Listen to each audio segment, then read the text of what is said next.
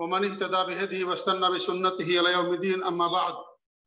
قال الله تبارك وتعالى في كتابه المجيد والفرقان الحميد: ولله على الناس حج البيت من استطاع إليه سبيلا ومن كفر فإن الله غني عن العالمين.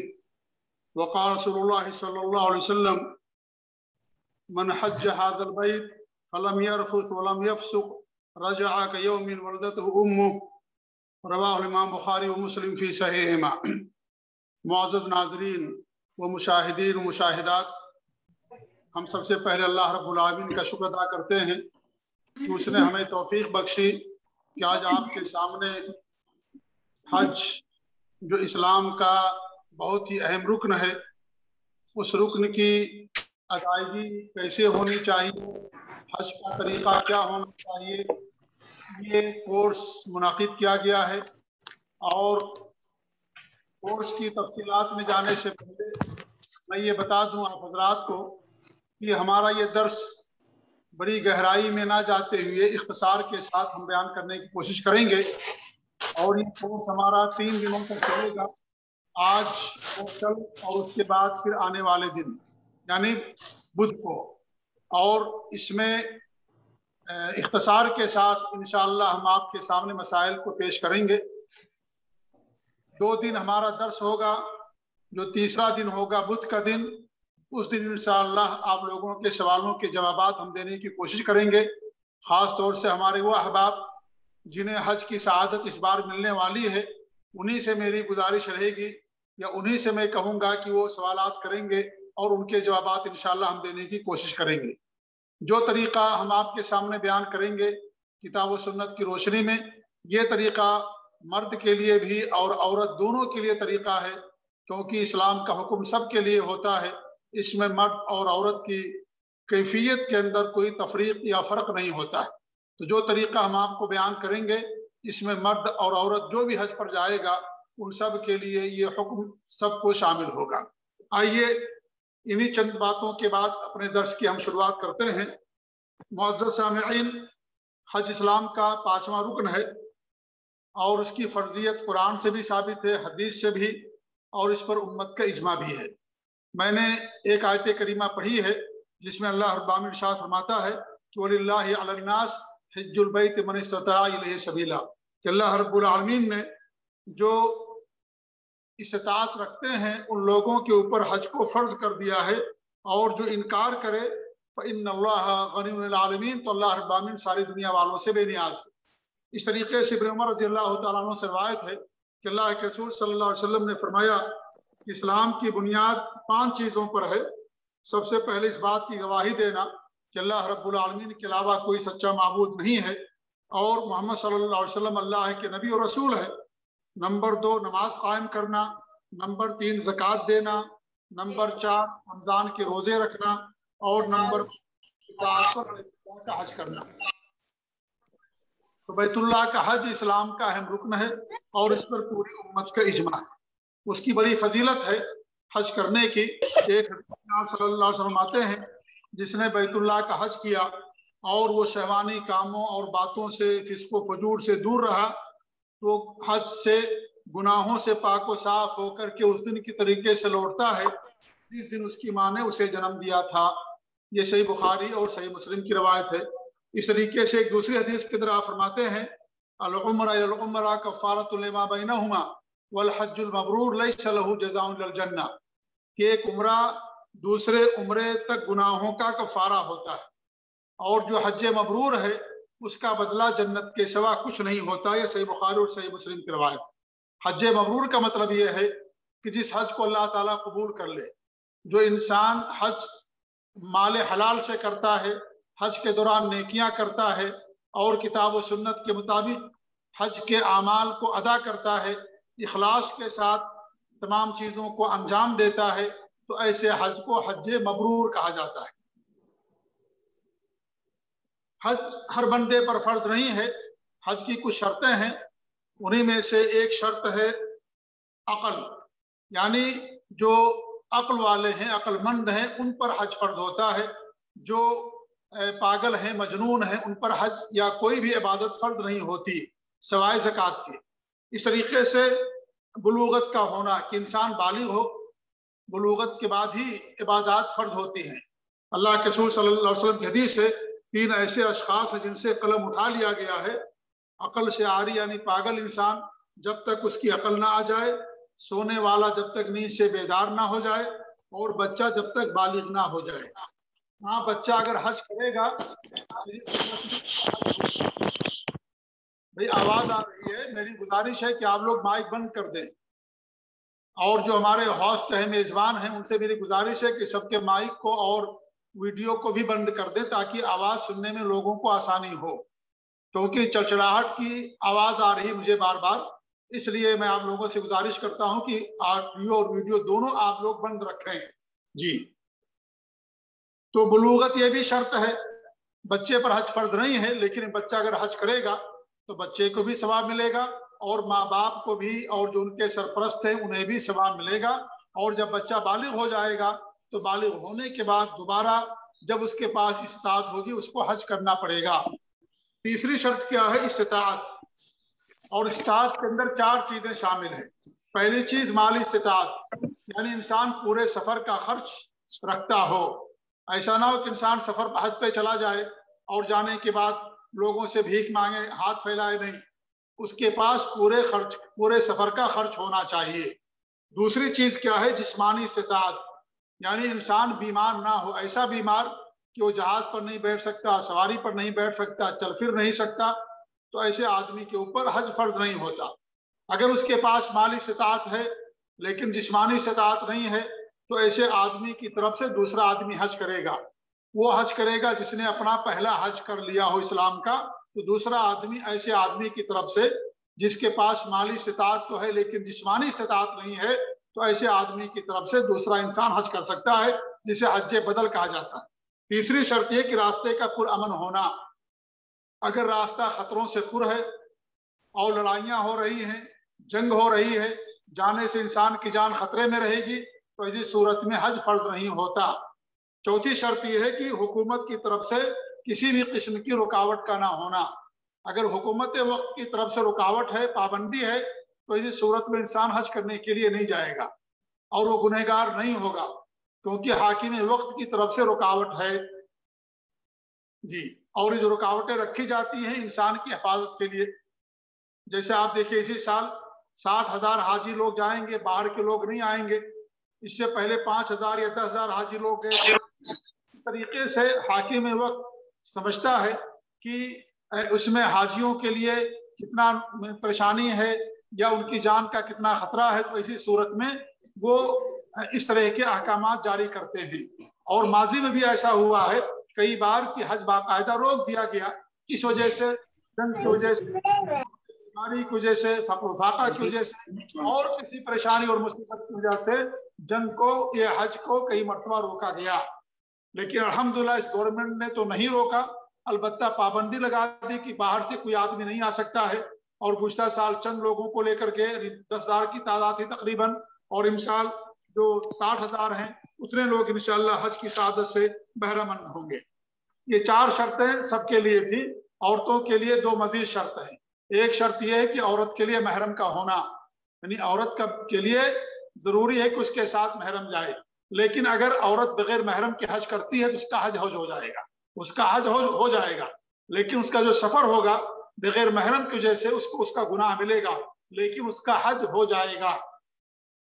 जैसे कोई आदमी मान लीजिए झूठ बोलता है तो उसको झूठ का गुनाह मिलेगा, लेकिन वो नमाज पढ़ता है उसकी नमाज हो जाएगी।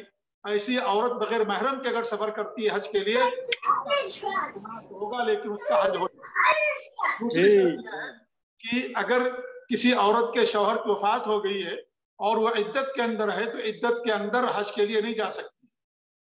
हज इद्दत उसे वहीं गुजारना जहां उसके शौहर की वफात हुई है, लिहाजा वो अपने घर से इद्दत हज के लिए नहीं जा सकती है। तो ये 2 शर्तें औरतों के लिए हैं। अब आपके सामने हम मवाक़ीत बयान करते हैं।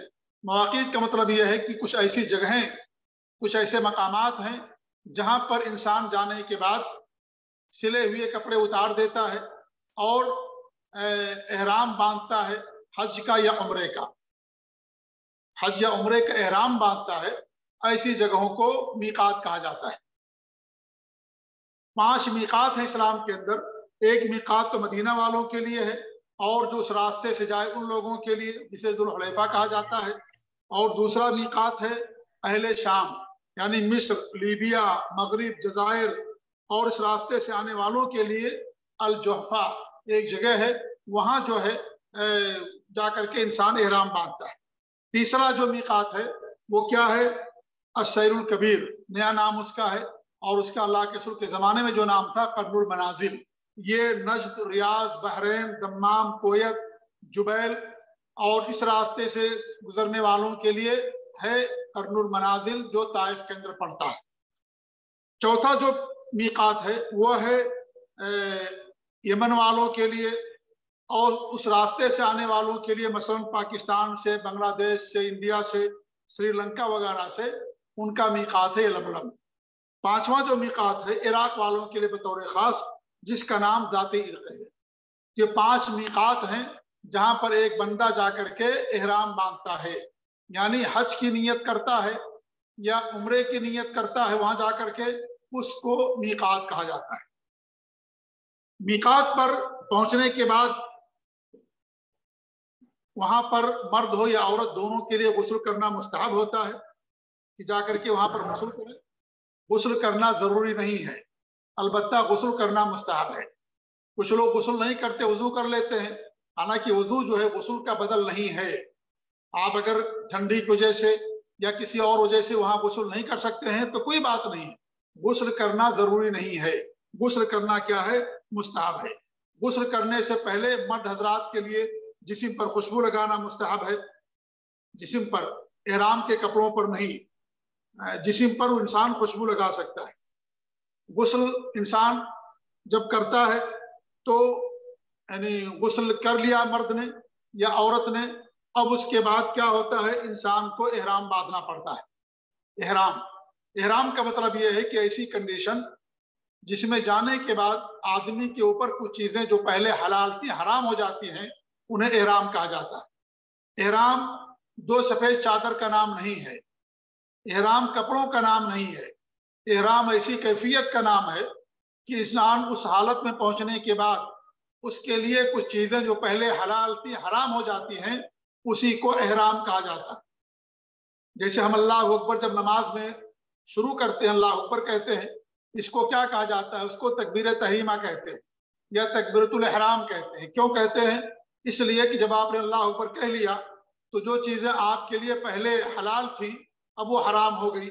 यानी आप खाना नहीं खा सकते, पानी नहीं पी सकते, आप बातचीत नहीं कर सकते, ये सारी चीज आपके लिए हराम हो गई। इसलिए उसको पहली बार जब इंसान अल्लाह अकबर कहता है तो उसे तकबीर तहरीमा कहते हैं। ऐसे इसे एहराम कहा जाता है। तो एहराम का मतलब ये होता है कि ऐसी कंडीशन या ऐसी हालत जिसमें इंसान जब पहुंच जाता है या ऐसी हालत में इंसान होता है कि कुछ चीजें उस आदमी के ऊपर हराम हो जाती है, चाहे मर्द हो या औरत हो, उसे जो है ममनुआतुल इहराम कहा जाता है। तो मीकात पर पहुंचने के बाद गुस्ल करना मुस्तहब है, मर्द हो या औरत। इस तरीके से खुशबू लगाना जिस्म पर मर्दों के लिए मुस्तहब है। और गुस्ल कर लेने के बाद मर्द के लिए 2 सफेद चादर पहनना होता है, और 2 सफेद चादर पहनने के बाद इंसान फिर लब्बैक अल्लाहुम्मा उम्रतन कह करके उम्रे के एहराम में दाखिल होता है। और अगर वो हज करता है तो हज कि उसकी कौन सी नीयत होती है, क्योंकि 3 तरह का हज होता है, तो उसके मुताबिक इंसान तलबिया पुकारता है। आगे बात बढ़ने से पहले 2 बात की तंबीह करना जरूरी है। पहली बात यह है कि एहराम बांधने के लिए उसकी कोई नमाज नहीं है। हमारे बहुत सारे साथी जब एहराम बांधते हैं तो जाकर के 2 रकात नमाज पढ़ते हैं। हालांकि एहराम की कोई खास नमाज नहीं है कि आप एहराम के नाम पर नमाज पढ़ें। जैसे खतने की नमाज नहीं होती है, जैसे आप ईदगाह में जाते हैं तो ईदगाह में 2 रकात नमाज के अलावा और कोई नमाज नहीं होती, ऐसे ही यहाँ पर भी नमाज नहीं है। जैसे आप सफा मरवा की सही करने के बाद नमाज नहीं पढ़ते, तवाफ के बाद 2 रकात नमाज पढ़ते हैं, ऐसे ही एहराम की कोई खास नमाज नहीं है। हाँ, अगर किसी फर्ज नमाज का वक्त है तब आप वो नमाज पढ़ेंगे। जैसे आपने जोहर के वक्त में एहराम बांधा तो जोहर की 2 रकात, आप मुसाफिर हैं, पढ़ेंगे। عصر کے وقت احرام باندھا تو عصر کی 2 رکعت نماز پڑھیں گے، مغربی کے وقت باندھیں گے تو مغرب کی 3 رکعت نماز پڑھیں گے آپ، عشاء میں باندھیں گے 2 رکعت عشاء کی نماز، فجر میں باندھیں گے تو فجر کی 2 رکعت نماز. تو یہ فرض نماز ہوتی ہے، احرام کی کوئی خاص نماز نہیں ہے کہ احرام کے نام پر نماز پڑھا جائے. جیسے ختنے کے نام پر نماز نہیں ہے، عیدگاہ کے اندر 2 رکعت نماز کے علاوہ کوئی دوسری نماز نہیں ہے، اور ایسے ہی صفا مروہ کی سعی کے بعد نماز نہیں ہے. اب آدمی نماز پڑھے جا کر کے ختنہ کرنے کے بعد بچے کا، یا احرام کی، یا کیا نام ہے عیدگاہ میں جا کر کے 2 رکعت نماز پڑھے، 2 رکعت دوگانہ جو امام کے ساتھ پڑھی جاتی اس کے علاوہ پڑھے، تو یہ سب جائز نہیں ہے، یہ دین کے اندر نئی چیز ہوتی ہے. علی رضی اللہ تعالیٰ عنہ کوفہ کی عیدگاہ میں تشریف فرما تھے، ایک آدمی آیا 2 رکعت نماز پڑھنا شروع کیا، انہوں نے منع کر دیا، لیکن زبردستی اس نے پڑھ لی. پھر پڑھنا چاہا تو انہوں نے منع کیا، کہا تم مجھے نماز پڑھنے سے منع کرتے ہو؟ تو انہوں نے کہا کہ نہیں، نماز پڑھنے سے نہیں منع کرتا ہوں، اللہ کے رسول کے حکم کی مخالفت سے منع کرتا ہوں، آپ کی سنت کی مخالفت سے منع کرتا ہوں. نماز آپ کے لیے نماز پڑھیے، فرض نمازیں ہیں، تہجد کی نماز ہے، وتر کی نماز ہے، چاشت کی نماز ہے، جو نمازیں نبی ثابت اس کو پڑھیے، جو نماز ثابت نہیں اس کو پڑھنا یہ صحیح نہیں ہے. دوسری بات یہ ہے کہ یہاں پر جب احرام باندھتے ہیں تو ہمارے مرد لوگ جو ہوتے ہیں، مرد حضرات، وہ اپنا داہنا کندھا کھول لیتے ہیں. یہاں پر داہنا کندھا کھولنا مسنون نہیں ہے. داہنا کندھا کب کھولنا مسنون ہے؟ جب آپ پہلا طواف کرتے ہیں، جسے طواف قدوم کہا جاتا ہے. جب آپ جاتے ہیں مکہ پہلی بار اور پہلا طواف کرتے ہیں، اس وقت داہنا کندھا کھولنا مسنون ہوتا ہے پہلے طواف کے اندر. یہاں پر داہنا کندھا کھولنا کیا ہے؟ یہ مسنون نہیں ہے، یہ بالکل صحیح نہیں ہے. کیسے احرام باندھیں گے؟ اب چونکہ حج کی کلاس ہے تو حج کے تعلق سے میں بتا رہا ہوں کہ 3 طرح کا حج ہوتا ہے. ایک ہوتا حج تمتع، اور یہی سب سے افضل حج ہوتا ہے. حج تمتع کا مطلب یہ ہے کہ آپ میقات پر پہنچ کر کے آپ عمرے کا احرام باندھیں. کیا کہیں گے؟ لبیک اللہم عمرتن، اور آپ کے دل کے اندر ہوگا کہ ہم کیا نام ہے حج کرنے کے لیے نکلے، حج تمتع کریں گے. تو آپ کیا کریں؟ آپ لبیک اللہم عمرتن کہہ کر کے عمرے کا احرام باندھیں. ٹھیک ہے؟ یہ کون لوگ باندھیں گے؟ جو لوگ حج تمتع کرنے کا ارادہ رکھتے ہیں. اور میں نے بتایا کہ حج تمتع سب سے افضل حج ہے. اس کی بہت ساری دلیلیں ہیں، 2 دلیل میں آپ کے سامنے دیتا ہوں. پہلی دلیل یہ ہے کہ ہمارے نبی صلی اللہ علیہ وسلم نے جب حج قران کا احرام باندھا تو آپ کے پاس قربانی کا جانور تھا. تو آپ نے احرام باندھا قران کا، یعنی حج اور عمرے کا ایک ساتھ احرام باندھا. اس کے بعد کیا فرمایا کہ جو بات مجھے اب معلوم ہوئی، اگر پہلے معلوم ہوتی تو میں اپنے ساتھ قربانی کا جانور نہیں لاتا اور میں بھی عمرے کا احرام باندھتا. یہ صحیح بخاری اور صحیح مسلم کی روایت ہے. میں بھی عمرے کا احرام باندھتا، حج تمتع کرتا، اور میں اپنے ساتھ قربانی کا جانور نہیں لاتا. یہ ہمارے نبی کی تمنا تھی، کاش میں اپنے ساتھ قربانی کا جانور نہ لاتا اور میں بھی حج تمتع کرتا. لیکن آپ قربانی کا جانور ساتھ لے کر گئے تھے، اور جب آپ نے احرام باندھ لیا تو اللہ رب العالمین نے وہی کے ذریعے سے آپ کو بتایا. کیونکہ پہلے جو حج تمتع نہیں ہوتا تھا، پہلے زمانے جاہلیت کے اندر حج تمتع نہیں ہوتا تھا، تو جن کے پاس قربانی کا جانور ہوتا، وہ بھی نہیں ہوتا، وہ بھی سب لوگ حج قران کرتے یا دوسرا حج کرتے، لیکن حج تمتع نہیں کرتے تھے. تو ہمارے نبی نے وہی احرام باندھا. تو اللہ رب العالمین نے جبریل امین کو نازل فرمایا اور اس طریقے سے مسئلہ ان کو بتایا. تو ہمارے نبی نے کہا اگر میرے پاس قربانی کا جانور نہ ہوتا تو میں بھی حج تمتع کرتا، لیکن قربانی کا جانور ساتھ لے کر گئے تھے، اس لیے آپ نے حج قران کیا. دوسری دلیل یہ ہے کہ آپ صلی اللہ علیہ وسلم نے تمام صحابہ کرام کو جن کے پاس قربانی کے جانور نہیں تھے اور ان لوگوں نے قران کا احرام باندھ لیا تھا،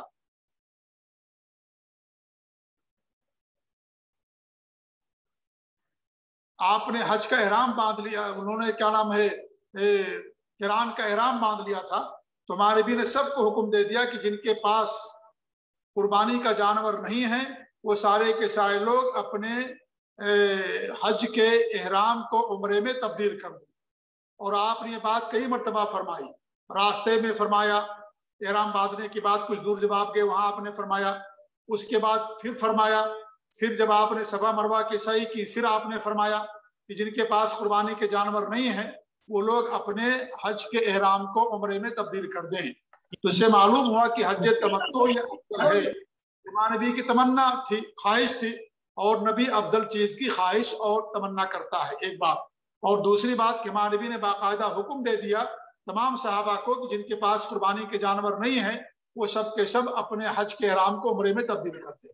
تو حج تمتع سب سے افضل حج ہوتا ہے، جس کا مطلب یہ ہے کہ انسان میقات پر عمرے کا احرام باندھے۔ کیا کہے گا؟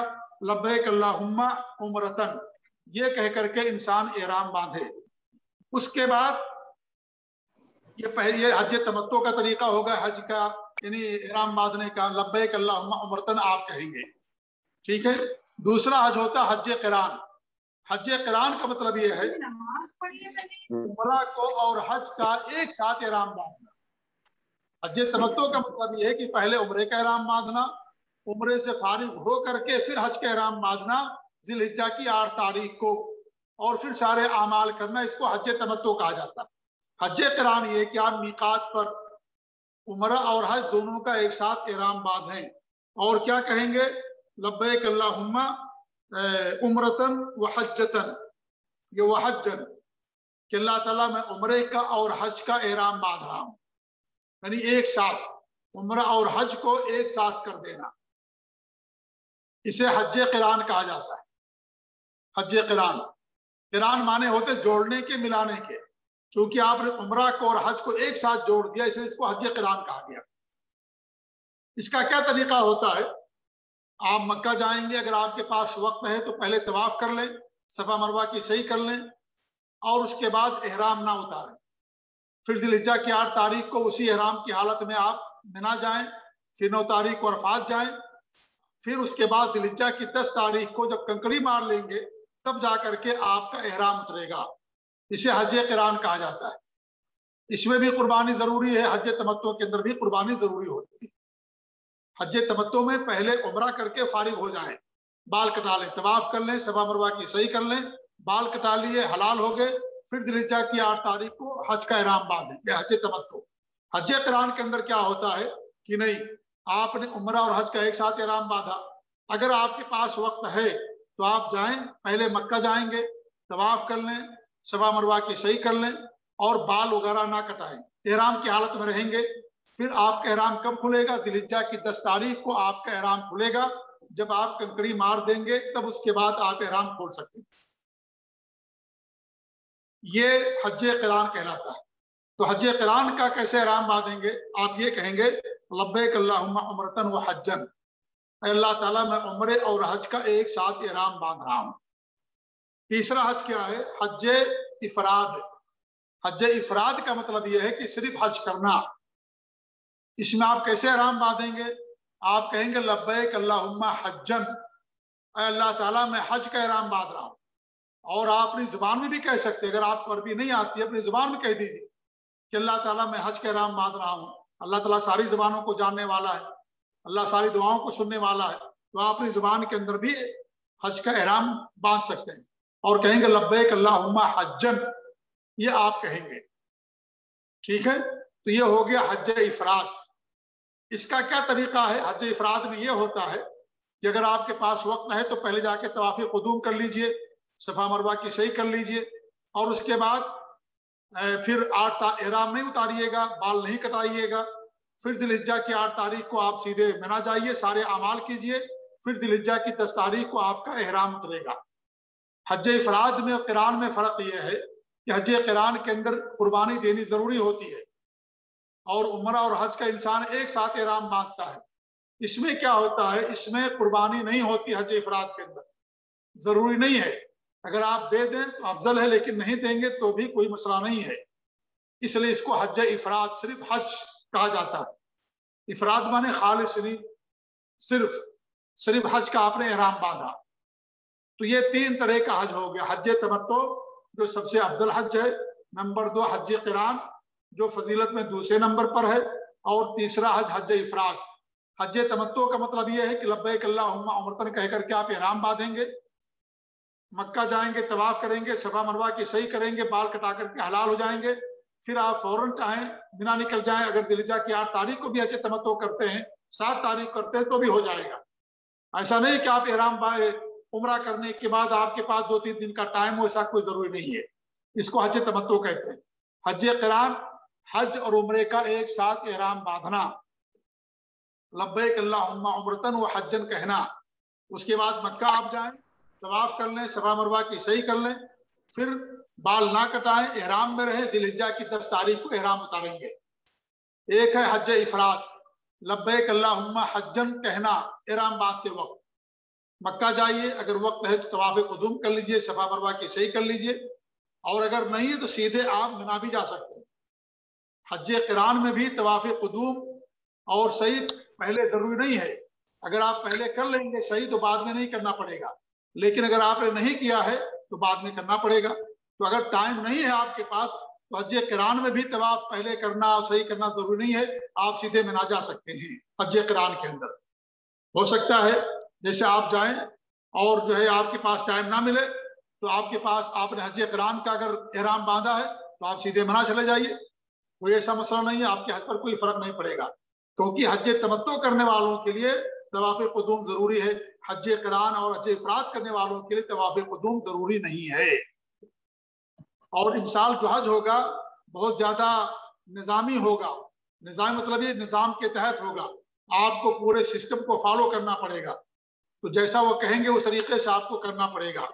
ये 3 तरह का जो हज होता है जो मैंने आपके सामने बयान किया। अब आपने एहराम बांध लिया, एहराम बांधने के बाद कुछ चीजें आपके ऊपर हराम हो जाती हैं, उन्हें ममनुआतुल एहराम कहते हैं, और उसको आसानी से समझने के लिए हमने 3 हिस्सों में तकसीम किया है।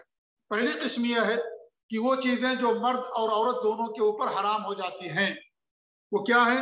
जानबूझ करके बाल उखाड़ना, बाल काटना जिस्म के किसी भी हिस्से, मर्द और औरत सबके लिए। नंबर 2, बगैर किसी उज्र के नाखून तराशना, बगैर किसी उज्र के नाखून काटना। अगर नाखून खुद ब खुद गिर जाए कोई मसला नहीं है, बाल खुद ब खुद गिर जाए, आप मसह कर रहे हैं, औरत मसह कर रही, सर पर बाल गिर गए तो कोई मसला नहीं है, जानबूझ करके नहीं करना चाहिए। नंबर 3, एहराम बांधने के बाद कपड़ों के अंदर खुशबू लगाना। खुशबू जो है एहराम बांधने के बाद जिस्म या एहराम के कपड़ों में खुशबू लगाना, खुशबू लगाना इस्तेमाल करना मना हो जाता है एहराम बांधने के बाद, मर्द के लिए भी औरत के लिए। चौथी चीज है शिकार करना, यह भी मना है। 5वीं चीज क्या? निकाह करना या निकाह करवाना। 6ठी चीज यह है हम बिस्तरी करना मियाँ बीवी का। ये 6 चीजें ऐसी हैं जो मर्द और औरत दोनों के ऊपर हराम हो जाती हैं। दूसरी चीज जो सिर्फ मर्द के लिए हराम होती है वो क्या है? 2 चीजें। पहली चीज क्या है कि मर्द हजरात अपना सर या अपना चेहरा जानबूझ करके ढाक नहीं सकते हैं, यानी सर को रंगा रखना है, चेहरे को नंगा रखना। किसको? मर्द के लिए। अगर गलती से हो गया तो कोई मसला नहीं है, लेकिन जानबूझ कर अगर इंसान करेगा तो इसी सूरत में उसके लिए क्या है? ये मना है शरीयत के अंदर। और दूसरी चीज क्या है? मर्द का सिले हुए कपड़ा पहनना। सिले हुए कपड़े पहनना मर्द के लिए मना, औरत के लिए मना नहीं है। सिले हुए कपड़े से मुराद ये है कि वो कपड़े जो साइज के तौर पर सिले जाते हैं और इंसान उनसे अपना सतर छुपाता है, उसको सिला हुआ कपड़ा कहा जाता है। जिसमें आस्तीन हो, या इंसान पाँव डालता है वो है, या पैंट है और बनियाइन है और अंडरवियर है, शर्ट है, कमीज है, टोप है, इन सब चीजों को सिला हुआ कपड़ा कहा जाता है। ये कपड़े मना है, किसी भी तरह की सिलाई मना नहीं है। इसलिए अगर आपके पास घड़ी है सिलाई वाली, पट्टे वाली, उसे इस्तेमाल कर सकते हैं। चप्पल आपके पास है, सिला हुआ चप्पल है, उसे आप इस्तेमाल कर सकते हैं। बेल्ट आप इस्तेमाल कर सकते हैं, बेल्ट के अंदर सिलाई रहती है, कोई मसला नहीं है। क्योंकि बेल्ट को इंसान अपने सतर को छुपाने के लिए नहीं इस्तेमाल करता है, और ना ही साइज के तौर पर उसको सिला गया है। तो सिले हुए कपड़े से मुराद हर सिलाई मुराद नहीं है। यहाँ पर लोग गलती कर जाते हैं और समझते हैं कि हर तरह की सिलाई मुराद है, लिहाजा वो अगर घड़ी पहने हुआ है कोई, उसमें सिलाई है, बेल्ट है उसमें, तो उसको क्या करते हैं चमड़े का, तो उसको मना कर देते हैं कि भाई आपने ये क्यों पहन रखा है। वो नहीं मना है, वो चीज मना है जिसे इंसान अपने सतर को छुपाने के लिए इस्तेमाल करता है। औरत के ऊपर 2 चीजें हराम होती हैं। एक निकाब पहनना, निकाब यानी नोज पीस पहनना। औरत के लिए नोज पीस पहनना मना है, अलबत्ता अपने चेहरे को ढांक करके रखेगी वो अजनबियों के सामने। यहाँ हमारी ख्वातीन बड़ी गलती करती हैं कि अपना चेहरा खोल करके रखती हैं। देखिए असल पर्दा चेहरे का होता है, لہذا چہرے کو کھول کر کے رکھنا کب جائز ہوگا؟ جب صرف آپ اپنے مرد کے سامنے ہوں یا محرم کے سامنے ہوں. لیکن اگر آپ کسی ایسے لوگوں کے سامنے ہیں جو اجنبی ہیں، آپ کے لیے محرم نہیں ہیں، تو ان کے سامنے چہرے کو ڈھانکنا ضروری ہے. کیسے ڈھانکیں گے؟ نوز پیس سے نہیں. آپ بڑی چادر لے لیں، اوپر سے گرا لیں. آپ دوپٹہ لے لیں، اوپر سے گرا لیں. بڑی اوڑھنی آپ کے پاس ہو، اوپر سے نیچے گرا لیں، کوئی مسئلہ نہیں، اس سے آپ چہرہ ڈھانکیں. لیکن نوز پیس نہ پہنے. نوز پیس کسے کہا جاتا ہے؟ جس کو عورت اپنے چہرے پر باندھتی ہے اور اس کی آنکھوں میں سوراخ ہوتا ہے، آنکھوں کی جگہ پر کپڑے میں سوراخ ہوتا ہے، جس سے وہ دیکھتی ہے. یہ نوز پیس بنا ہے، جسے عربی میں نقاب کہتے ہیں. تو نوز پیس پہننے سے منع کیا گیا. البتہ چہرے کو ڈھانکنا عورت کے لیے ضروری ہے. صحابیات جب حج کرتی تھی، جب ان کے سامنے سے قافلے گزرتے تھے، اپنے چہرے کو ڈھانک لیا کرتی تھی دوپٹے سے. جی ہاں، تو دوپٹے سے ڈھانکنا ضروری ہوگا. کب چہرہ آپ کھول کر کے رکھیں گی؟ جب آپ کے سامنے صرف آپ کا شوہر ہو یا آپ کا محرم ہو. دوسری چیز کیا ان کے لیے منع ہے؟ دستانہ پہننا. دستانہ، گلوز پہننا، یہ بھی عورت کے لیے منع ہے کہ دستانہ نہیں پہنے گی. اپنی ہتھیلی کو جیب میں ڈال کر کے رکھے، یا آستین اس کی لمبی ہو کہ اس کا چہرہ ہاتھ ڈھک جائے. آستین لمبی بنوائیے کہ عورت کا چہرہ ڈھکا رہے، کوئی مسئلہ نہیں ہے. لیکن گلوز سے ڈھانکنا منع ہے. اور مرد کے لیے بھی منع ہے اپنے ہاتھوں کو ڈھانکنا، چہرے کو ڈھانکنا مرد کے لیے بھی منع ہے. چونکہ نقاب عورت پہنتی ہے، نوز پیس عورت پہنتی ہے، اس لیے عورت کے اندر یہ مسئلہ بیان کیا گیا. ورنہ چہرہ ڈھانکنا مرد کے لیے بھی منع ہے، سر کا ڈھانکنا بھی مرد کے لیے منع ہے. تو یہ دو چیزیں کیا ہیں؟ عورتوں کے لیے منع ہو جاتی ہیں. احرام کی حالت میں کچھ چیزیں ایسی جن کا کرنا آپ کے لیے مسنون ہے، مطلب جائز ہے، کوئی حرج کی بات نہیں ہے. جیسے سر ملنا، کھجلانا، سر کو دھلنا آپ کے لیے جائز ہے، مرد کے لیے بھی عورت کے لیے بھی. اسی طریقے سے غسل کرنا، کچھ غسل ایسا ہوتا ہے جو ضروری ہوتا تو ضروری ہوگا، اور غسل ایسا ہے جو ضروری نہیں ہے. تو بھی آپ اگر غسل کرنا چاہتے ہیں، صفائی کا غسل، تو غسل کر سکتے ہیں. احرام کا جو کپڑا ہوتا ہے، دو سفید چادر مرد کے لیے، وہ بدل سکتا ہے. اس لیے میں نے بتایا کہ احرام کپڑے کا نام نہیں ہے، احرام کنڈیشن کا نام اور حالت کا نام ہے. اس لیے اگر آپ احرام کا کپڑا بدل دیں گے، دوسرا پہنیں گے، تو بھی آپ گویا کہ احرام کی حالت ہی میں ہیں. اگر آپ غسل کر رہے ہوتے ہیں تو بھی احرام کی حالت میں رہیں گے آپ. تو احرام کنڈیشن کا نام ہے، کپڑے کا نام نہیں. یہ بنیادی فرق آپ کو جاننا ہوگا، کیونکہ اس کو نہ جاننے کی وجہ سے بہت سارے لوگ غلطی کا شکار ہو جاتے ہیں. تو احرام کپڑے کا نام نہیں ہے، احرام حالت اور کیفیت کا نام ہے. اس لیے آپ دیکھیے عورت کا کوئی احرام کا کپڑا نہیں ہوتا، عورت سلا ہوا کپڑا پہنتی ہے. مرد کے لیے دو سفید چادر، عورت کے لیے کوئی الگ سے احرام کا کپڑا نہیں ہے. جی ہاں، تو احرام کی حالت میں آپ غسل کر سکتے ہیں، کپڑے آپ بدل سکتے ہیں، کوئی مسئلہ نہیں ہے. اس طریقے سے احرام کی حالت میں جو ہے آپ بیلٹ ہے، گھڑی ہے، چشمہ ہے، اور اس طریقے سے چھتری ہے، اس کو آپ استعمال کر سکتے ہیں. آپ ماسک پہن سکتے ہیں، آپ کی حفاظت کے لیے تو ضروری ہوگا ماسک پہننا، تو آپ ماسک پہن سکتے ہیں، کوئی حرج کی بات نہیں ہے. کیونکہ ماسک سے پورا چہرہ نہیں ڈھکا جاتا، اور پھر یہ آپ کی صحت کے لیے ہے، آپ کی حفاظت کے لیے، لیکن اس لیے اس کے پہننے میں کوئی حرج کی بات نہیں ہے. آپ خیمہ، چھتری، یہ تمام چیزیں آپ استعمال کر سکتے ہیں. صابن آپ استعمال کر سکتے ہیں، صابن آپ جو ہے استعمال کر سکتے ہیں، کیونکہ خوشبو منع ہے، صابن منع نہیں ہے. خوشبو منع ہے، خوشبو صابن کو نہیں کہا جاتا ہے. خوشبو تو آج کل ہر چیز کے اندر ہوتی ہے، یہاں تک کہ خوشبو کھانے میں بھی ہوتی ہے، کافی میں ہوتی ہے، چائے میں ہوتی ہے، ہر چیز کے اندر خوشبو ہوتی ہے. تو کیا انسان چائے نہیں پیے گا حج کے دوران؟ انسان کافی نہیں پیے گا حج کے دوران؟ پیے گا بھائی. کھانے کے اندر خوشبو ہوتی ہے. تو یہ خوشبو سے مراد یہ نہیں ہے کہ کوئی بھی چیز جس کے اندر خوشبو ہو آپ اسے استعمال نہیں کر سکتے، بلکہ مراد یہ ہے کہ خوشبو سے کہ خوشبو استعمال نہیں کر سکتے، اس کو خوشبو کہا جاتا ہے، جسے آپ خوشبو کہہ سکتے ہیں. ایسے ہی آپ کوئی بھی چپل استعمال کر سکتے ہیں. لوگ پوچھتے ہیں کہ کون سی چپل استعمال کریں. کوئی بھی چپل آپ استعمال کر سکتے ہیں، چاہے آگے کا حصہ کھلا ہوا یا نہ کھلا ہوا، ڈھکا ہوا ہو. آپ جوتا استعمال کر سکتے ہیں، کوئی حرج کی بات نہیں ہے. البتہ جو فوجی بوٹ ہوتا ہے، فوجی بوٹ جو پورا ٹخنا اور اوپر تک لمبا رہتا، کافی اونچا رہتا ہے، وہ منع کیا گیا ہے. لیکن باقی جو ہے کوئی بھی چپل اور کوئی بھی جوتا آپ کے لیے منع نہیں ہے. کیا منع ہوگا؟ بوٹ جو کافی بڑا لمبا ہوتا ہے، جس میں آپ کا جو ہے کیا نام ہے ٹخنا بھی بند رہتا ہے اور آپ کی پلی بھی بند رہتی ہے اور آگے کے سارے حصے بند رہتے ہیں، وہ منع ہے آپ کے لیے. لیکن اس کے علاوہ کوئی جو ہے جوتا چپل جس میں آپ کا جو ہے اتنا اونچا نہ ہو اور ٹخنے وغیرہ اس کے اندر نہ بند ہوں یا اس طریقے سے اتنا زیادہ لمبا نہ ہو، تو اس کو استعمال کرنے میں کوئی حرج کی بات نہیں ہے. تو اس کے لیے کوئی خاص جو ہے چپل نہیں ہوتی ہے احرام کے کپڑوں کے لیے. کچھ لوگ کیا کرتے ہیں کہ بھائی پوچھتے ہیں کہ ابھی سے ہم صفائی وغیرہ کرنے کا مسئلہ کیا ہے. تو دیکھیے صفائی تو مرد کے لیے اور عورت کے لیے 40 دن سے زیادہ نیچے کے بال کو بغل کے بال کو چھوڑنا جائز نہیں ہے. اس کا حج عمرے سے کوئی تعلق نہیں ہے کہ جب آپ حج پر جائیں تبھی صفائی کریں، آپ اس سے پہلے صفائی کر کے رکھ لیں. ایسا نہیں کہ جس دن آپ کو جانا ہے جب احرام باندھنا ہے جا کر کے اسی وقت آپ صفائی کریں. اگر آپ نے 2-4 دن پہلے کر لیا ہے تو آپ کو احرام باندھتے وقت غسل کرتے وقت اس کی صفائی کی کوئی ضرورت نہیں ہے. آپ نے حج کا احرام باندھ لیا، اب آپ مکہ پہنچیں گے. مکہ پہنچنے کے بعد آپ اگر حج تمتع کر رہے ہیں تو سب سے پہلے جا کر کے آپ طواف کیجیے. طواف کیجیے. طواف کرنے سے پہلے مرد حضرات کو چاہیے کہ دائنا کندھا کھول لیں، اور اگر وضو نہیں تو پہلے وضو کر لیں، حجر اسود کے پاس جائیں اور جب تلبیہ آپ پکار لیں لبیک اللہم عمرتن، تو راستے میں خوب تلبیہ پکارتے ہوئے جائیں، لبیک اللہم لبیک لبیک لا شریک لک لبیک ان الحمد والنعمت لک والملک لا شریک لک. عورتیں خاموشی کے ساتھ پکاریں گی، مرد حضرات بلند آواز سے. کب تک پکاریں گے؟ جب تک کہ آپ جو ہے مکہ نہ پہنچ جائیں. مکہ پہنچ گئے تو اس کے بعد کیا ہوگا؟ تلبیہ آپ کا بند ہو جائے گا. اس کے بعد آپ غسل کریں، وضو کریں. اگر وضو نہیں ہے، وضو کرنے کے بعد حرم کے اندر داخل ہوں، سب سے پہلے آپ کیا کریں گے؟ طواف کریں گے.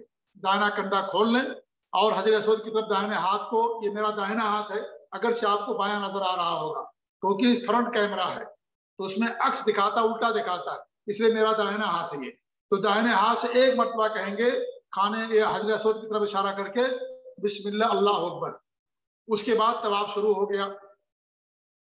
طواف کے دوران کوئی مخصوص دعا نہیں آتی ہے. کچھ لوگ ہر چکر کی الگ الگ دعا پڑھتے ہیں، اس کا کوئی ثبوت نہیں ہے. آپ جو دعا کرنا چاہیں دعا کر سکتے ہیں. ہر چکر کی الگ الگ دعا اللہ کے رسول کی سنت سے ثابت نہیں ہے. ٹھیک ہے، تو آپ کیا کریں؟ طواف شروع ہو گیا آپ کا. آپ قرآن پڑھیں، اپنی زبان میں اللہ تعالیٰ سے دعائیں کریں، جو دعا آپ کو یاد ہو وہ دعا کریں. اس کے بعد جب رکن یمانی کے پاس پہنچیں گے تو رکن یمانی سے لے کر کے حجر اسود کے درمیان ایک دعا آتی ہے جو قرآن کی آیت ربنا آتنا فی الدنیا حسنہ وفی الآخرۃ حسنہ وقنا عذاب النار، یہ دعا پڑھیں. حجر اسود کے پاس آئیں گے، آپ کا ایک چکر ختم ہو جائے گا. پھر دائنے ہاتھ کو ایک مرتبہ اٹھائیے اور کہیے اللہ اکبر. پہلی بار بسم اللہ کہیں گے، دوسری بار یا اس کے بعد پھر بسم اللہ نہیں کہا جائے گا، اس کے بعد صرف اللہ اکبر کہیں گے. ایک ہاتھ اٹھانا داہنا، کچھ لوگ دونوں ہاتھوں کو اٹھاتے ہیں کئی بار اور ہاتھ کو چومتے ہیں، بوسہ دیتی ہے، سب صحیح نہیں ہے. صرف ایک بار اللہ اکبر کہیے، پہلی بار بسم اللہ اکبر، اس کے بعد صرف اللہ اکبر. اور رکن یمانی سے لے کر کے حجر اسود کے درمیان جو دعا آتی ہے ربنا آتنا فی الدنیا حسنہ وفی الآخرۃ حسنہ وقنا عذاب النار، اس کو پڑھیے. آپ کا 7واں چکر کہاں ختم ہوگا؟ آ کر کے حجر اسود کے پاس. اس کے بعد جا کر کے 2 رکعت نماز پڑھ لیجیے جہاں بھی آپ کو موقع ملے. جہاں طواف ہوتا وہاں نہیں پڑھیے گا کیونکہ وہ طواف کرنے کی جگہ رش رہے گا. آپ اندر مسجد میں چلے جائیں، جا کر کے وہاں پر 2 رکعت نماز پڑھیں. پہلی رکعت میں سورہ فاتحہ کے بعد جو ہے سورہ کافرون پڑھنا مسنون ہے، اور دوسری رکعت میں سورہ فاتحہ کے بعد سورہ اخلاص پڑھنا مسنون ہے. اور طواف کی بھی کوئی نیت نہیں ہے زبان سے، نہ نماز کی نیت ہوتی ہے زبان سے. نیت دل کے ارادے کا نام ہے. اللہ تعالیٰ ارادوں کو جانتا ہے کہ آپ طواف کے لیے جا رہے ہیں، آپ نماز پڑھنے جا رہے ہیں، اللہ کو معلوم ہے. سے زبان سے نیت ادا کرنا کسی بھی بات کے لیے صحیح نہیں ہے. آپ کا طواف ہو گیا. طواف کے بعد جو ہے آپ کہاں جائیں گے؟ اب آپ جائیے صفا مروہ کی طرف. صفا پہاڑی پر جائیے اور وہاں پر جاتے ہوئے آیت پڑھیے ان الصفا والمروہ من شعائر اللہ فمن حج البیت او اعتمر فلا جناح علیہ ومن تطوع خیرا فان اللہ شاکر علیم. اگر یہ آپ کو یاد الحمدللہ، نہیں یاد تو دیکھ کر کے بھی پڑھ سکتے ہیں، اور اگر نہیں بھی پڑھتے تو آپ کی صحیح ہو جائے گی. اس کے بعد آپ جو ہے یہ دعا پڑھیں اللہ اکبر 3 مرتبہ کہیں لا الہ الا اللہ وحدہ لا شریک لہ لہ الملک وله الحمد وهو على كل شيء قدیر. لا الہ الا اللہ وحدہ انجز وعدہ ونصر عبدہ وہزم الاحزاب وحدہ. یہ دعا پڑھیں آپ. اور اگر یہ نہیں آتی کوئی بھی دعا پڑھ سکتے ہیں. اگر آپ کے پاس کتاب ہے، کتاب سے دیکھ کر کے بھی آپ پڑھ سکتے ہیں، کوئی حرج کی بات نہیں. ورنہ اپنی زبان میں بھی آپ یہ دعا کر سکتے ہیں.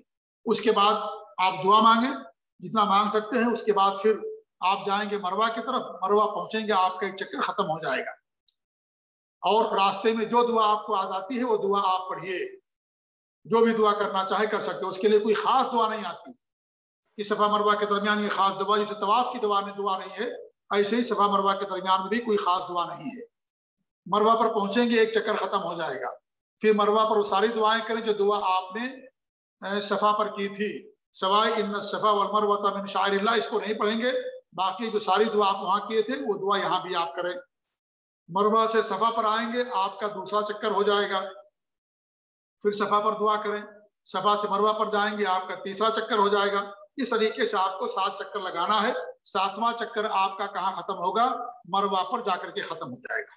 ایک بات میں بتا دوں یہاں پر کہ جب آپ بیت اللہ کا طواف کریں گے احرام کی حالت میں، تو احرام کی حالت میں دائنا کندھا کھولنا مسنون ہے، لیکن جب آپ نماز پڑھیں گے دائنا کندھا بند کر لیجئے۔ صحیح بھی دائنا کندھا کھول کر کے نہیں کرنا ہے، صرف طواف کی حالت میں دائنا کندھا آپ کو کھول کر کے رکھنا ہے۔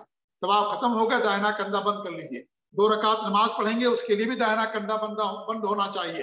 ہمارے بہت سارے بھائی دائنا کندھا کھول کر کے نماز پڑھتے ہیں، غلط ہے یہ۔ کندھا اگر کھلا ہوا تو نماز نہیں ہوتی ہے۔ جیسے عورت کے بارے میں ہمارے نبی نے فرمایا، جس عورت کے سر پر دوپٹہ نہ ہو اس کی نماز نہیں ہوتی، جو بالغ ہو جائے، ایسی مرد کا کندھا اگر کھلا ہوا اس کی نماز نہیں ہوتی۔ اس لیے دائنا کندھا بند کر لیں، اور اگر طواف کے دوران نماز ہو جائے شروع کوئی فرض نماز، تو بھی آپ دائنا کندھا بند کر کے نماز پڑھیں، دائنا کندھا کھول کر کے نماز نہ پڑھیں۔ دائنا کندھا کھولنا صرف پہلے طواف کے اندر مسنون ہے۔ تو صفا مروہ کی صحیح میں بتا رہا تھا کہ صفا مروہ کی صحیح میں دائنا کندھا بند کر کے رکھنا، کھول کر کے نہیں رکھنا، اور جو دعا آپ کو یاد ہو وہ دعا کیجئے، اس کے لیے کوئی خاص دعا نہیں ہے۔ جو سب ستون ہے اس کے درمیان مرد کا تیز چلنا مسنون ہے، اور ایک دعا آتی ہے کہ عبداللہ بن مسعود پڑھتے تھے، ربی اغفر وارحم انک انت العزیز الاکرم، یہ بھی دعا کر سکتے ہیں، اور بھی دعائیں جو آپ کو یاد ہوں وہ دعا کر سکتے ہیں۔ اس کے بعد پھر کیا ہوگا؟ 7 چکر جب آپ کے ختم ہو جائیں، صفا سے مروہ ایک چکر، مروہ سے صفا دوسرا چکر، صفا سے مروہ تیسرا چکر، آپ کا 7واں چکر مروہ پر ختم ہوگا، مروہ پر ختم ہوگا۔ تو مروہ پر جب آپ کا 7واں چکر ختم ہو گیا، اب آپ کیا کریں؟ جا کر کے اپنے بال کو کٹا لیں، بال کو کٹا لیں۔ 2-3 جگہ سے نہیں کاٹیے گے، جائز نہیں ہے یہ۔ آپ سیلون میں جائیں، پورے سر کے بال کو کٹا لیں، مڑائیے گا نہیں، کیونکہ آپ کو 1-2 دن کے بعد پھر بال مڑانا ہے۔ اور عورتیں کیا کریں گی؟ اپنی انگلی کے ایک پور کے برابر، یہ ایک پور ہے، یہ پکڑ کر کے پیچھے سے اور اس طریقے سے کینچی سے کاٹ لیں گی، اتنا بال صرف بس۔ عورتوں کے لیے پورے سر کے بال کٹوانا منع ہے، الگ کروانا بھی ان کے لیے منع ہے، اللہ یہ کہ کوئی بیماری ہے اس کا الگ مسئلہ ہے۔ تو مرد حضرات کیا کریں گے؟ پورے سر کے بال کٹوائیں گے اور مڑوائیں گے نہیں۔ اور 2-3 جگہ جو لوگ کاٹ لیتی ہے، صحیح نہیں، بالکل صحیح نہیں ہے، اس سے بچنا ضروری ہے، کیونکہ یہ بال کاٹنا اس کو نہیں کہا جائے گا، بال کاٹنا پورے سر کا بال ہوتا ہے، جی ہاں۔ اور عورتیں اپنا پیچھے سے بال پکڑ کر کے اور کینچی سے لے کر کے اپنے انگلی کے ایک پور کے برابر خود کاٹ لیں گی، یا ان کے جو شوہر ہیں وہ کاٹ دیں گے، یا ان کی بہن بھائی جو بھی ہیں وہ کاٹ دیں گے۔ اس طریقے سے آپ کا عمرہ مکمل ہو گیا۔ اب آپ فارغ ہو گئے احرام سے، اگرچہ احرام کا کپڑا آپ نے پہنا رکھا ہوگا 2 سفید چادر، لیکن اب آپ کی احرام کی ساری پابندیاں ختم ہو گئی۔ اور اگر آپ نے حج قران کی نیت کی ہے، حج قران کا احرام باندھا ہے، تو آپ صفا مروہ کی صحیح کرنے کے بعد بال نہ کٹائیں۔ اور اگر حج افراد کا احرام باندھا ہے تو صفا مروہ کی صحیح کرنے کے بعد آپ نے بال کو نہ مڈائیں، نہ کٹائیں، احرام کی حالت میں رہیں گے، احرام میں رہیں گے آپ، کیونکہ بال کٹا کر کے انسان احرام سے فارغ ہوتا ہے۔ تو کون بال کٹائے گا؟ جس کی نیت ہے تمتع کرنے کی، جس کی نیت تمتع کرنے کی نہیں ہے وہ بال نہ کٹائے۔ اور اگر تمتع کی نیت آپ کی ہے تو بال یہی کٹائیے گا، کیونکہ آپ جائیں گے جب منا میں اور آپ وہاں کٹانا چاہیں گے تو آپ کو کوئی کاٹنے والا نہیں ملے گا، بڑی پریشانی ہوگی آپ کے لیے۔ اس لیے اگر جو تمتع کرنا چاہتے ہیں ان کو چاہیے کہ یہیں پر بال کٹا لیں مکے ہی کے اندر، اس کے بعد آپ جائیں منا، اور آپ احرام کی پابندیاں آپ کے اوپر ختم ہو گئی ہیں۔ اب اس کے بعد ذی الحجہ کی 8 تاریخ سے حج کے اعمال شروع ہوں گے، انشاءاللہ آنے والے دن ہم اس درس کو بیان کریں گے۔ یہاں کچھ باتیں میں بتا دوں کہ انشاء جو حج ہوگا بڑا نظام کے تحت ہوگا، تو جو سسٹم ہوگا اس کو فالو کرنا آپ کے لیے ضروری ہوگا، جو سسٹم ہوگا اس کو فالو کرنا آپ کے لیے ضروری ہوگا، کیونکہ کورونا ہے اور کورونا کی وجہ سے بڑے سخت انتظامات کیے جا رہے ہیں، جس کی وجہ سے آپ جو ہے ان تمام سسٹم کو فالو کرنا آپ کے لیے ضروری ہوگا۔ جی ہاں، مرد حضرات جو حج تمتع کرنا چاہتے ہیں ان سے میری گزارش یہ ہے کہ اپنے لیے 2 احرام کا کپڑا خرید لیں، 2 احرام کپڑا، ایک عمرے کے لیے اور ایک حج کے لیے الگ سے۔ جی ہاں، کیونکہ وہ ایک احرام کا کپڑا کیا گندا ہو جاتا ہے، اور جو حج قران کرنے والے وہ بھی اگر خریدنا چاہیں تو خرید لیں، کیونکہ اگر ان کا کپڑا ایک احرام کا کپڑا جو انہوں نے پہن رکھا ہے اگر وہ گندا ہو گیا اس کو نکال دے، اس کے بعد غسل کر کے دوسرا احرام کا کپڑا پہن لے۔ جی ہاں، کوئی فرق نہیں پڑتا ہے، کیونکہ احرام کپڑے کا نام نہیں، احرام حالت کا نام ہے۔ آپ احرام کی حالت میں رہیں گے، آپ نے صفا مروہ کی صحیح کر لیا ہے اور طواف کر لیا تو بھی احرام کی حالت میں رہیں گے۔ آپ خوشبو نہیں لگا سکتے، آپ جو ہے ناخن نہیں کاٹ سکتے، کیونکہ حج قران اور حج افراد کرنے والوں کے احرام ذی الحجہ کی 8-10 تاریخ کو کھلے گا۔ ذی الحجہ کی 10 تاریخ کو جو قربانی کا دن ہے اس دن ان کا احرام کھلتا ہے، تو اس دنوں تک وہ لوگ احرام کی حالت میں ان کو رہنا ضروری ہے۔ جی ہاں، اور مرد حضرات جا رہے ہیں تو مرد اپنا الگ بیگ رکھیں، عورتیں اپنا الگ بیگ رکھیں، اپنے سب سامان الگ بریف کیس میں رکھیں۔ مرد حضرات اپنے سامان جو ہے اپنے الگ بریف کیس میں رکھیں، کیونکہ وہاں جو خیمے کے اندر دونوں الگ الگ رہیں گے اور پھر بار بار آپ کو وہاں نہیں جانا پڑے گا، اور اس طریقے سے آپ کریں گے تو آپ کے لیے اس کے اندر جو ہے زیادہ آسانی رہتی ہے۔ تو یہ آج ہم گویا کی ذی الحجہ کی 8 تاریخ تک ہم نے مسائل بیان کیے ہیں، اور ہم نے بیان کیا کہ تمتع کرنے والے پہلے عمرے کا احرام باندھیں گے، مکہ جائیں گے، طواف کریں گے، صفا مروہ کی صحیح کریں گے، بال کٹا کر کے حلال ہو جائیں گے۔ حج قران کرنے والے عمرے اور حج کا ایک ساتھ احرام باندھیں گے، مکہ پہنچنے کے بعد اگر ٹائم ہے تو طواف اور صحیح کر لیں گے، اگر نہیں ٹائم ہے تو کوئی مسئلہ نہیں ہے۔ حج افراد کرنے والوں کا بھی معاملہ وہی ہے کہ صرف حج کا احرام باندھیں گے، مکہ پہنچنے کے بعد ٹائم ہے تو کر لیں گے، اگر نہیں ٹائم ہے تو طواف اور صحیح نہیں کریں گے۔ مجھے ابھی ایک صاحب نے فون کیا اور کہا کہ کچھ ایسی خبر آ رہی ہے کہ مثال سے حج قران ہوگا، تم نے کہا مجھے نہیں معلوم، واللہ عالم بالصواب۔ تو حج قران بھی حج ہے، اگر ایسا کیا جا رہا ہے تو آپ اس کو فالو کیجئے گا، کوئی مسئلہ نہیں ہے، اس لیے کہ آپ کی آسانی اور حفاظت کے لیے ایسا کیا جاتا ہے۔ جو تشریح ہے یا اس طرح کے جو سسٹم بنایا جاتا ہے آدمی کی صحت کے لیے ہے، یہ آدمی کی حفاظت کے لیے ہے، تو اس لیے بنایا ہوگا انہوں نے، ہو سکتا ہے ہو یا بنایا ہو یہ نظام کہ تاکہ بار بار آپ کو وہاں نہ جانا پڑے۔ تو اگر ایسی کوئی بات ہے تو وہ جو کہیں گے اس طریقے سے آپ کیجیے گا۔ جی ہاں، اس طریقے سے آپ عمل کیجیے گا، کیونکہ اس بار جو حج ہوگا اس میں آپ کو نظام کو مکمل طور پر فالو کرنا پڑے گا۔ آسانیاں بھی رہیں گی آپ کے لیے، بھیڑ بھاڑ نہیں رہے گی، لیکن پورے نظام کو آپ کو فالو کرنا پڑے گا۔ اللہ تعالیٰ سے میری دعا ہے کہ اللہ رب العالمین آپ لوگوں کے حج کو آسان بنائے، اللہ تعالیٰ اخلاص دے ہم سب لوگوں کو، اور اللہ رب العالمین حج کی سعادت سے سب کو مالا مال فرمائے، اور اللہ رب العالمین سب کی حفاظت کرے، آمین رب العالمین۔ اور جیسا کہ میں نے کہا کچھ لوگ اپنا ہاتھ اٹھا رہے ہیں سوال کے لیے، انشاءاللہ تیسرے دن صرف سوالات کی نشست ہوگی جس میں آپ لوگ سوال کر سکتے ہیں۔ آج کا درس ہو گیا ہے، کل کا بھی درس ہوگا، بدھ کو انشاءاللہ سوالات کے لیے نشست رکھی جائے گی۔ اللہ تعالیٰ ہم سب لوگوں کو اپنے دین کا علم حاصل کرنے کی توفیق دے، آمین۔ وصلی اللہ علیہ نبینا محمد وعلی آلہ وصحبہ اجمعین، وجزاکم اللہ خیر، والسلام علیکم ورحمۃ اللہ وبرکاتہ۔